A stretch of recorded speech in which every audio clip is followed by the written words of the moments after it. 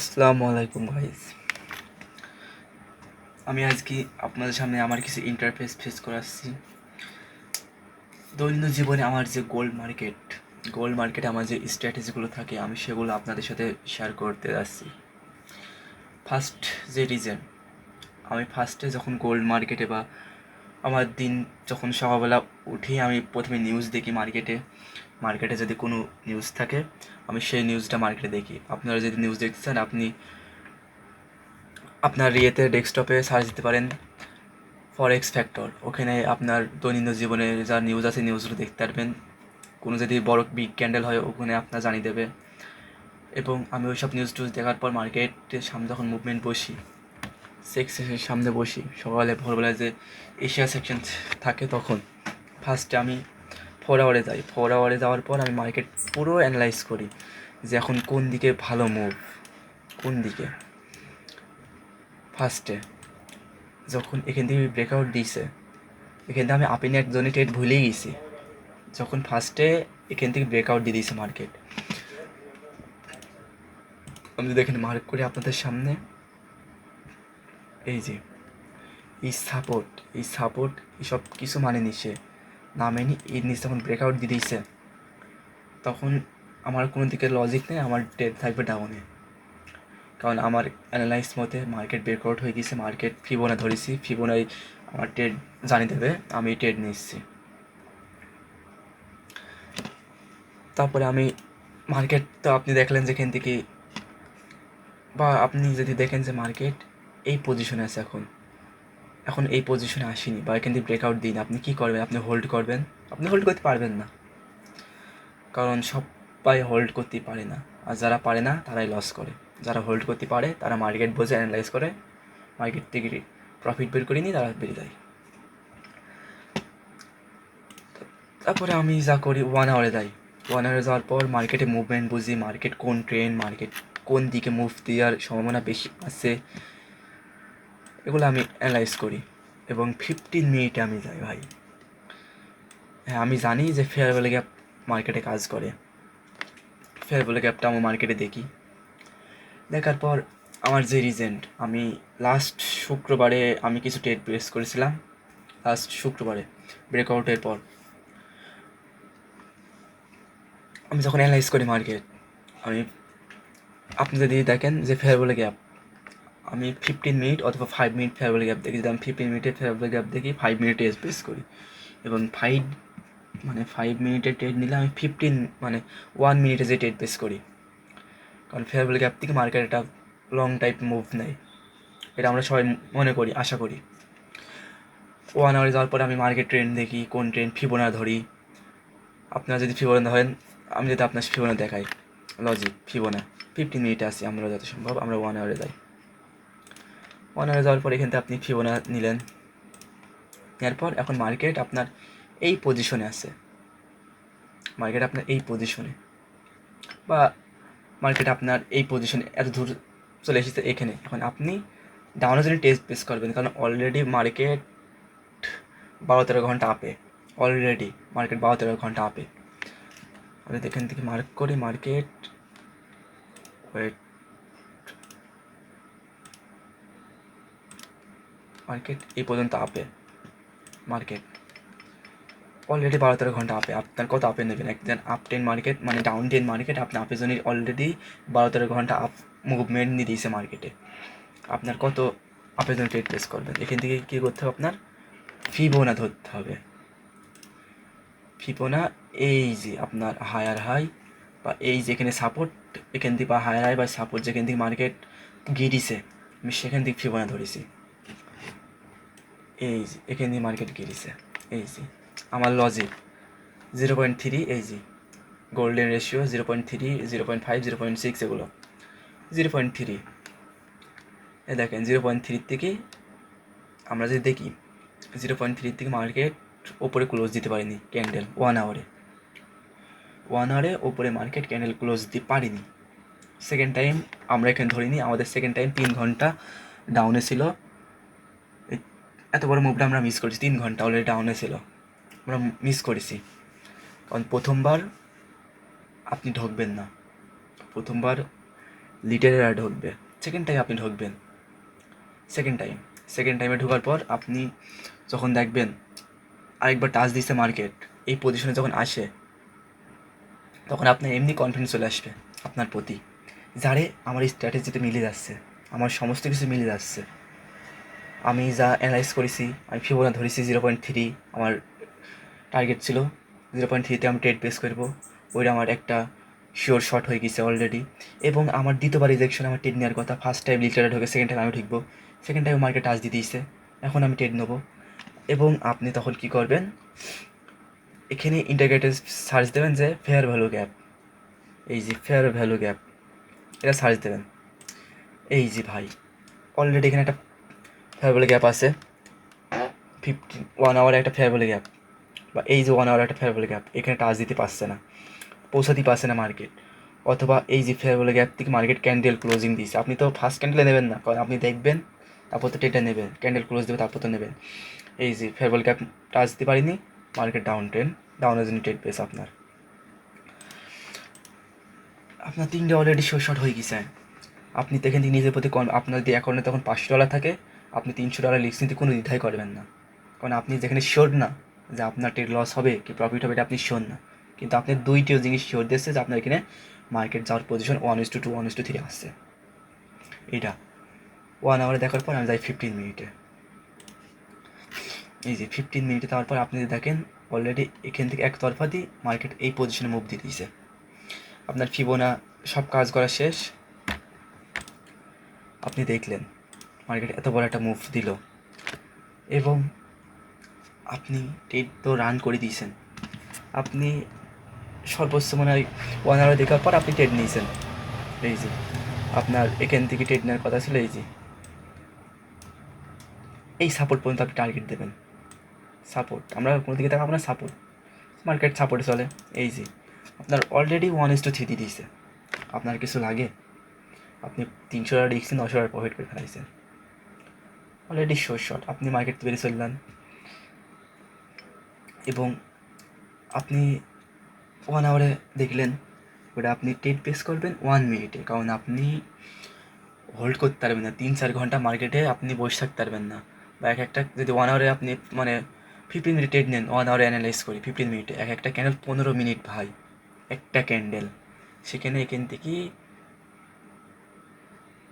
10টা ক্যান্ডেলে আপনার টিপি হিট, 10টা ক্যান্ডেলে, আর 10টা ক্যান্ডেল কনভার্ট করলে 150 মিনিটে কনভার্ট করলে 2 ঘন্টার কাছাকাছি, 2 ঘন্টা 3 ঘন্টার কাছাকাছি, অলরেডি 3 ঘন্টা, 3 ঘন্টার কাছাকাছি। 3 ঘন্টা আপনি মার্কেট হোল্ড করতে পারবেন? জীবনেও পারবেন না। 3 ঘন্টা আপনি হোল্ডই করতে পারবেন না ভাই।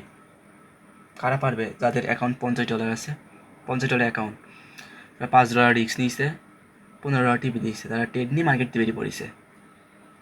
ওগুলো কোনো ট্রেডারের খাতায় পড়ে? বা ওদের কোনো অ্যানালাইস আছে? ওদের মার্কেট গেলেও হইলো, না গেলেও হইলো, $3-5 লস, $15 প্রফিট।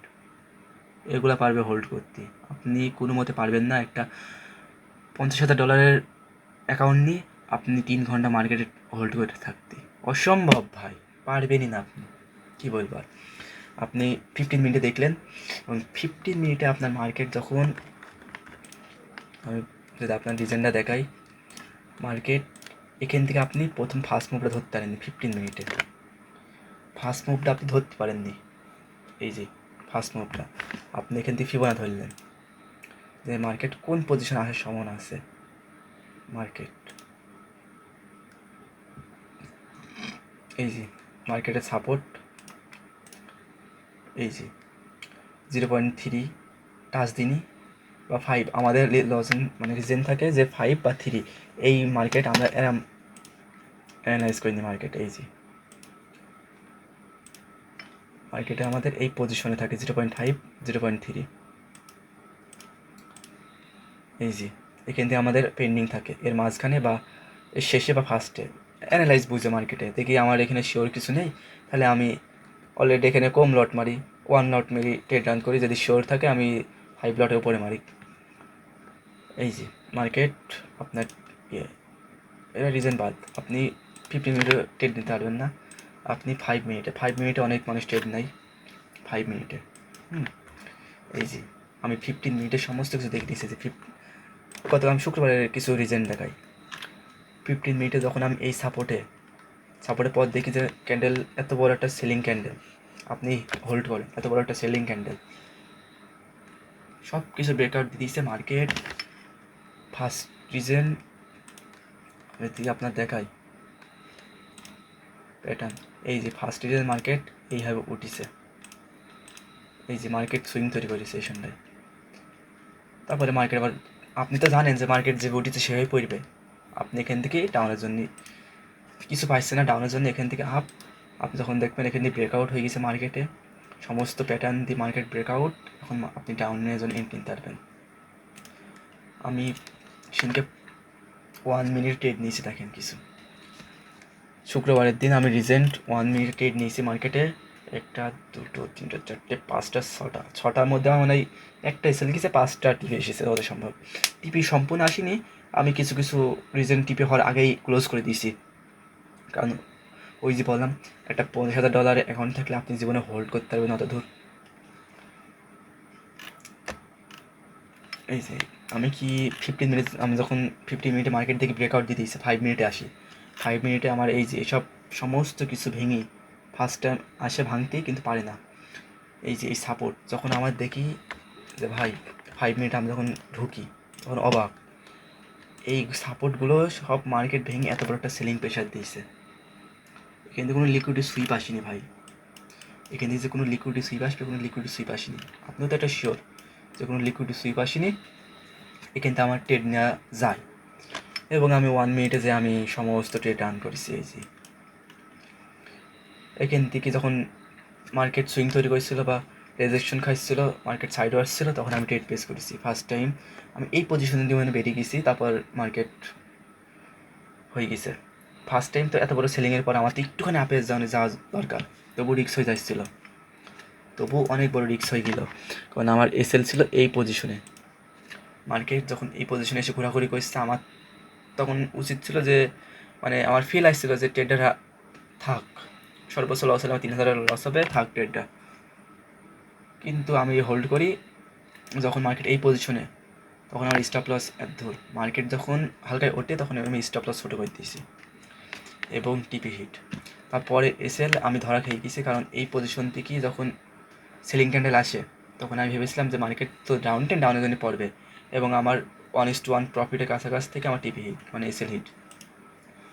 তারপরে রেজেকশন, এই পজিশন দিয়ে আমি ট্রেড রান করি, আমার টিপি হিট, মানে সেম কাহিনী, যেটা এখান থেকে হওয়ার কথা ছিল সেটা এখান দিয়ে হয়েছে, সেম যেটা এখান থেকে হওয়ার কথা ছিল। এবং তারপরে কিছু ট্রেড রান করি, আমার টিপি হিট। এখন মার্কেট তো বন্ধ, আজ রবিবার, মার্কেট বন্ধ। আশা করি বুঝতে পেরেছেন। আপনারা যদি চান আমি আপনাদের ভালোভাবে লাইভে বোঝাতে পারি, আপনারা হয়তো মনে করবেন যে আমি কোনো ট্রেডার না। আসলে আমি কোনো ট্রেডার না, আমি সাহায্য করি যে আমি যেভাবে ট্রেড করি, আমি যেভাবে প্রফিট করি, আমি যেভাবে মার্কেট অ্যানালাইজ করি, আপনারা যদি আমার মতন করেন, 100-র মধ্যে আপনারা যদি আপনার ক্যাপিটালটা সেভ রাখতে পারেন। হ্যাঁ, আপনিও ট্রেডার, আমিও মার্কেট ট্রেড ফেস করি, আপনিও ট্রেডার, আমিও মার্কেট ট্রেড ফেস করি। আপনার কাছে একটা অ্যানালাইস আছে যেটাতে আপনি কিছু প্রফিট করেন, 100%-এর মধ্যে 10% প্রফিট করেন বা 30% প্রফিট করেন আপনার অ্যানালাইস দিয়ে। আমার কাছ থেকে একটা অ্যানালাইস নিয়ে ওখান থেকে আপনার 50% প্রফিটে চলে আসবে। আমি একটা অ্যানালাইস দিচ্ছি আপনাকে, আর আপনার কাছে একটা আছে, আপনার কাছে দুটো অ্যানালাইস হয়ে গেছে মার্কেটে। আপনি 100%-এর মধ্যে 50% প্রফিট করতে পারেন, আপনার ক্যাপিটাল তখন ধরে রাখতে পারবেন, আপনার ক্যাপিটাল একবারে আপনার জিরো হয়ে যাবে না। কারণ আপনার 100%-এর মধ্যে ক্যাপিটাল, আপনি 30% প্রফিট করেন, 70% লস করেন আপনার ক্যাপিটালে। খালি আপনি যদি $10 প্রফিট করেন, আপনি আপনার ক্যাপিটাল অনুযায়ী লস করেন $13, $14 প্রতিদিন আপনার লস হয়, ক্যাপিটাল দিয়ে কিছু কিছু রিয়েল ক্যাপিটাল দিয়ে কিছু কিছু অংশ হারিয়ে যায়। তাই জন্য আমার কাছ থেকে একটা অ্যানালাইস নেন, আপনার কাছে একটা অ্যানালাইস আছে, দুটো অ্যানালাইস দিয়ে আপনি মার্কেটে করতে পারবেন। 50% আপনার সীমাবদ্ধ থাকবে গোল্ডে পৃথিবীর সব থেকে হাই ভলিউম মার্কেট গোল্ড, ফরেক্সে। গোল্ডের পরে কোনো মার্কেট উঠিনি যে এত ভলিউম হয়, 1 লট মারলে 1-1.5 হাজার প্রফিট হয়ে যায়, সামান্য 1 লট, এক ক্যান্ডেলে 1-1.5 হাজার প্রফিট 1 লটে গোল্ডে। আপনি ওইটা ফরেক্সে মারবেন, ইউএসডিতে বা জিপেতে মারবেন, 1 লট মারলেই সর্বোচ্চ 300, 400, 500, এর বেশি উঠবে না। ফরেক্স আর ফিউচার দুটো একটু আলাদা, কিন্তু আপনারা যদি ফরেক্স করেন, অনেক মানুষ বাংলাদেশে কটেক্স করে, কেউ ফরেক্স বিশ্বাস করে না যে ফরেক্স স্ক্যাল্পিং, ফরেক্সে মানুষ ভালো করে প্রফিট করতে পারে না। পারবে কি করে ভাই? এটা ট্রেডার, ফরেক্স ট্রেডার হোল্ড করতে পারে। বাইনারির মতন 1 মিনিটে কোনো ফলাফল আসে না ফরেক্সে। ফরেক্সে হোল্ড করতে হয়, যে হোল্ড করতে পারে সেই ফরেক্স বোঝে। আপনি যখন হোল্ড করতে পারবেন তখন ফিল বুঝতে পারেন, ভেতরে ফিলটা বুঝতে পারবেন। তো আসসালামু আলাইকুম। দেখতে দেখতে অনেক কথা হয়ে গেল, ভিডিও লং করার আমার কোনো ইচ্ছা নেই। আপনারা যদি বোঝেন তাহলে আমার সাথে লাইভ ট্রেড করতে পারেন, বা আমি আপনাদের শেখাতারেই কিছু অ্যানালাইজ দিতে পারি। আসসালামু আলাইকুম, ভালো থাকবেন এবং আমার জন্য দোয়া করবেন। আসসালামু আলাইকুম।